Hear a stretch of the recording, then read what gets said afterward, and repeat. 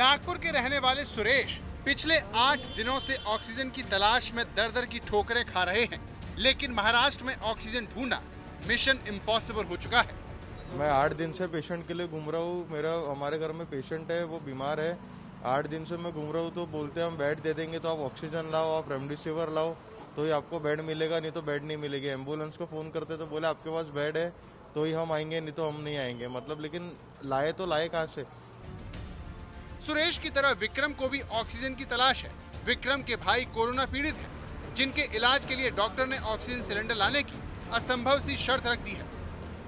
Oxygen cylinder की बहुत कमी है, तो जैसे हम देख रहे हैं कि अगर कोई घर में ही डॉक्टर आके उसको इलाज कर पाए, क्योंकि हॉस्पिटल में बेड तो मिल नहीं रहा है।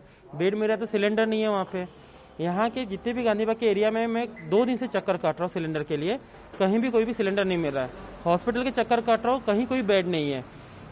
कभी भी रात को बहुत खांसी हो रही भाई को, ऑक्सीजन लेने में बहुत कमी हो रही है। डॉक्टर ने बोला अगर कहीं से आपका सिलेंडर का कुछ होता है व्यवस्था आप कर लीजिए, हम घर में आके लोकली डॉक्टर आके हम कर देंगे।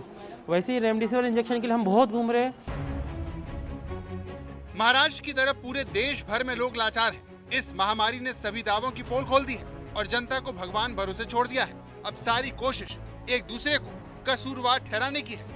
एमपी के मुख्यमंत्री शिवराज सिंह चौहान ने आरोप लगाया कि महाराष्ट्र सरकार मध्य प्रदेश के ऑक्सीजन कंसंट्रेटर मशीन रोकने को लेकर इसे बनाने वाली कंपनियों पर दबाव बना रही है। मध्य प्रदेश ने पहले कंसंट्रेटर के ऑर्डर दिए थे, अब उन्हें न भेजने के लिए महाराष्ट्र सरकार निर्माता कंपनियों पर दबाव बना रही है कि मध्य प्रदेश से पहले महाराष्ट्र को दें। इसी तरह का आरोप महाराष्ट्र सरकार के मंत्री ने लगाया है।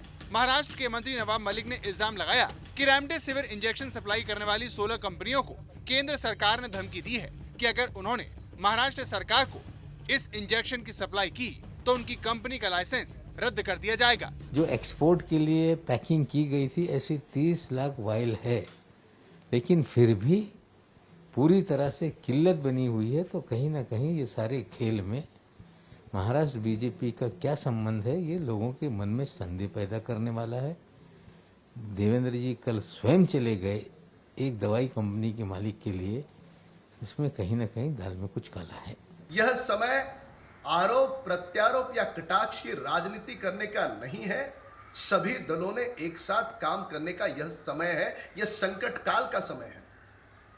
पर आंकड़ों की बात करें तो मुंबई और महाराष्ट्र में इन 3 दलों के वसूली खेल के कारण सबसे अधिक कोरोना पॉजिटिव के आंकड़े और मौत के आंकड़े मुंबई महाराष्ट्र से हैं।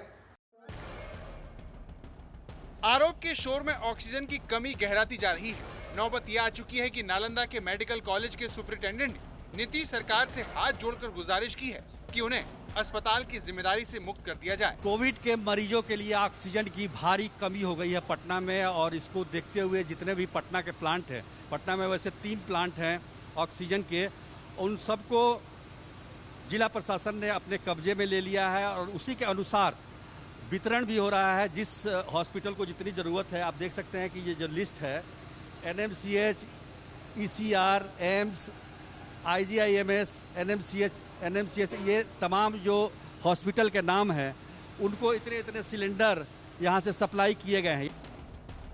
ऑक्सीजन की कमी की शिकायत दिल्ली के मुख्यमंत्री अरविंद केजरीवाल ने भी की, जिनका दावा है कि अब दिल्ली में सिर्फ 100 ICU बेड बचे हैं। ICU बेड्स की खासकर काफ़ी कमी हो गई है। लगभग सारे दिल्ली के ICU बेड्स मिला के 100 से भी कम ICU बेड्स पूरे दिल्ली में बचे हैं। ऑक्सीजन की भी काफ़ी कमी है। कल रात को एक प्राइवेट हॉस्पिटल ने हमें बताया कि उनके यहाँ काफ़ी ज़्यादा कमी हो गई थी, जिसकी वजह से त्रासदी होते होते बची। देश भर में ऑक्सीजन की कमी पर प्रधानमंत्री शुक्रवार को बड़ी बैठक कर चुके हैं, जिसके बाद 100 से ज्यादा अस्पतालों में अपना ऑक्सीजन प्लांट लगाया जाएगा। इसी कड़ी में रेलवे ने आज ऑक्सीजन एक्सप्रेस चलाने की योजना बनाई है, जो महाराष्ट्र से खाली टैंकर सोमवार को लेकर चलेगी और विशाखापट्टनम, जमशेदपुर, राउरकेला, बोकारो से ऑक्सीजन उठाएगी। इसकी जानकारी पीयूष गोयल ने ट्वीट करके देश को दी। कोरोना महामारी की दूसरी लहर ने सारे देश को स्वास्थ्य सेवाओं की अहमियत को समझा दिया है। अब ये समझने की बारी सियासी दलों की है। पटना से सुजीत कुमार झा के साथ आज तक ब्यूरो।